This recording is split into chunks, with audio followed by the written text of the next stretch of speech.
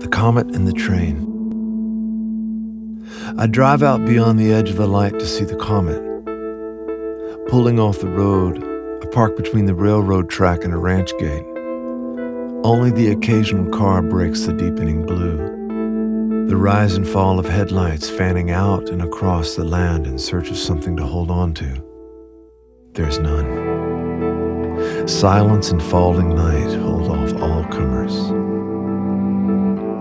After the long dusk, stars and satellite appear in rapid fire, filling the space where before the dimming day was enough. The Milky Way rolls above me. Somewhere away, a dog barks at some unknown threat. Or maybe it's in reverence. One never knows with dogs. Birds quiet, at least those of the day. In their place, the nocturnal wings hunt for invisible food. A coyote howls. This nightly turning, it cares not a flit for me. Were I not here, or if I'm here forever, it would be happening regardless. It's happening still. Finally, just below the Great Dipper, the faint smudge of light that is the comet begins to show, visible only if I glance to its left or right, which seems an honorable and fair agreement, like a beautiful woman whose radiance is only truly known once you look away. I wonder at what ferocious maelstrom is needed to create a disturbance visible light years away. Fire, rock, ice, chemicals, all feeding incessantly on each other, pulled forward by a force even older and more powerful than itself. So frightful it can send this mass careening through heaven, yet tender enough to make it appear still and quiet, a thing of great beauty, a stillness instead of a living, dying, ferocious thing. And at that moment, I hear a train whistle, and turning to look behind me, see a far-off light just beginning to glow on the eastern horizon, still a mile or more away. Moments later, the beacon rises above the wrinkle in the earth and sweeps across the scrub. Soon I feel the ground pulse beneath me. The cold metal rails begin to pop and converse like mice running for cover at the sound of footfall. And before it seems possible, the train is upon me, crashing through the night, pushing aside all emptiness that might stand there. With its roar and quake, motion and blurring of light, it dominates my senses.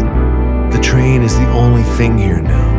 The birds, the land, even the stars and comet are rendered mere fragments of something that once existed, swept aside by the brashness of this iron bully.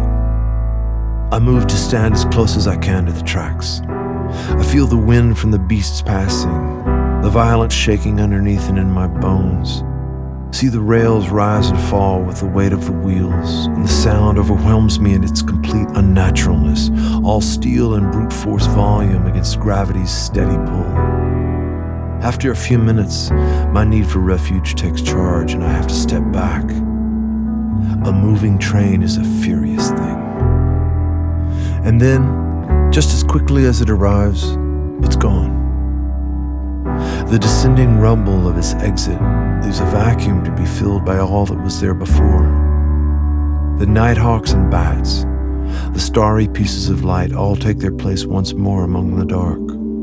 Even the wind dares to raise its voice, bringing a welcome coolness from some distant elevation, like a late arriving guest at a flagging party. And the comet.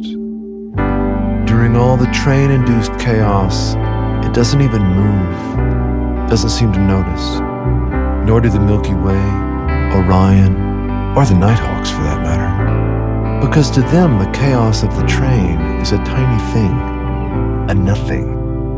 It happened, and now it's gone. The night still turns. The great galaxy knifes its way through the sky, and with a finger snap in the passing of time, I myself will be gone, driving eastward again into the morning light of our own little star.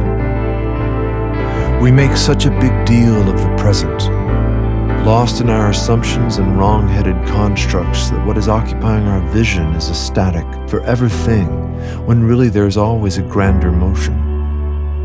We're surrounded by stars. A comet hangs in the sky, and we instead let ourselves be overwhelmed by the train. The chaos of any moment tires of itself eventually. The train moves on to some other crossing, and then another. Stillness is always at the ready, waiting for our attention.